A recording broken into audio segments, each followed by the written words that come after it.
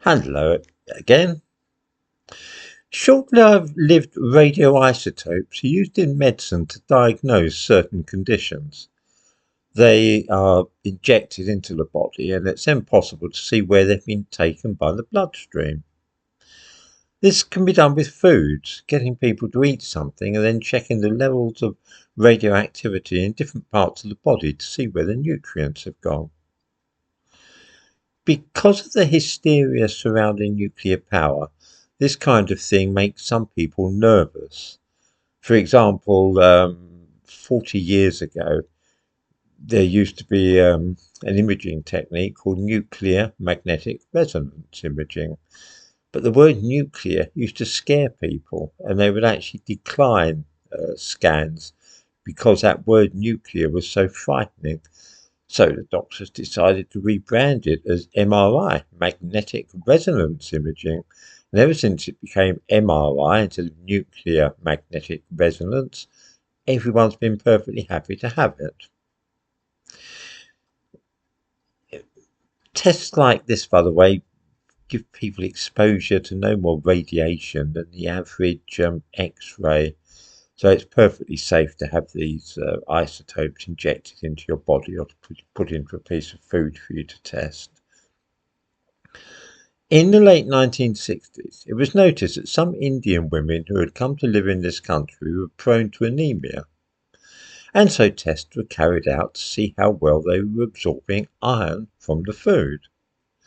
An isotope of iron called iron 59 was mixed with flour and baked into chapatis, and after eating these, women were tested a few days later to see how well their bodies had absorbed the iron. It was found that some of them needed iron supplements because they were simply not absorbing iron well enough in their diets. Because of language difficulties, some of the women didn't really understand about nuclear diagnostic medicine, and they might not fully have known what was going on. For one thing, these people were from villages in the Punjab, and there may well be Punjabi expressions today which explain nuclear isotopes and so on. 50 or 60 years ago, that wasn't the case. The women probably didn't understand about radioactivity. No normal person will see anything sinister in this story, which was essentially doctors doing their very best to find out a good way of preventing a deficiency disease in women of Indian ancestry. Surely a good thing, most of us would think.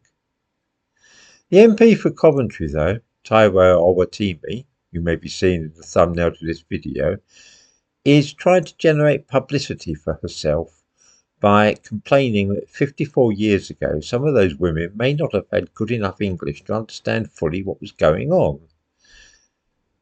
In the description to this video, I give links to the news story that she's trying to get going about this.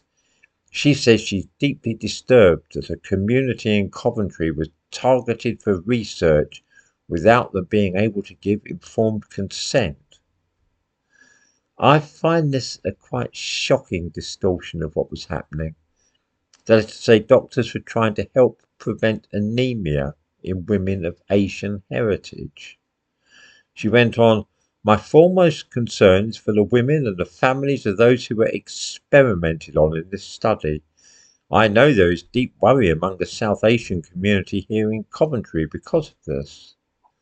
Another MP for a different part of Coventry, Zara Sultana, said, "I'm shocked that this study was allowed to happen in the way it did, and that in spite of it having been exposed decades ago, the South Asian community in Coventry has still not had a full explanation of what has happened." What these two women are trying to suggest is that Indian women were experimented upon against their will, and that this is some kind of scandal which has been hidden. They wish to portray this as being a bit like the Tunguska experiment in America, where black people were left with untreated syphilis. By playing on people's fears about radioactivity, the idea is to make it look as though Indian women were put at risk and exploited in unethical experiments involving nuclear substances. This is a good example of how some people will go to any lengths to try and create an impression of racism where none exists, and to turn a laudable attempt to prevent iron deficiency in a minority community into an act of wicked and unscrupulous scientists who are determined to conduct experiments upon ill-informed immigrants. This is such an awful thing. Even the good things that we've done in the past in this country, where doctors were doing their very best to try and find out why immigrant women were suffering from anaemia to try and help them. Even that sort of thing is now being painted as being an act of wickedness on the part of white people. Shocking.